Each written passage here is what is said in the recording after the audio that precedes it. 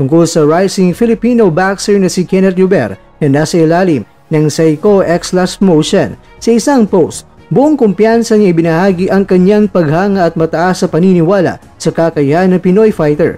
At ayon kay Kamida, si Kenneth Lluber ay talagang malakas. Sa December 27 sa Nagoya, may OPBF title defense siya. Maganda ang nagiging progreso niya bilang professional. Sa kalagitnaan sa susunod na taon, magiging world champion siya.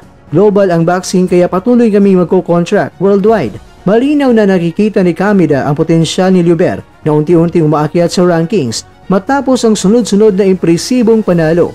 Para sa Japanese boxing icon, hindi malayo ang araw na makikita ang Pinoy prospect bilang isa sa mga bagong muka ng world champions. Itataya ni Lluber ang kanyang OPBF title sa December 27 sa Nagoya, isang laban na inaasahan na magiging matibay na batayan kung gaano kalayo ang kanyang nararating. At ayon kay Kamida, ang bawat laban ng Pinoy ay nagdaragdag ang kanyang maturity, composure at confidence bilang isang elite fighter.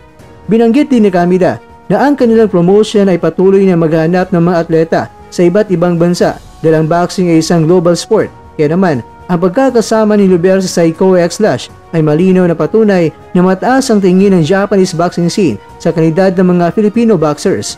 Kung tutuparin ni Lluber ang prediksyon ni Kamida, posible siyang maging bagong world champion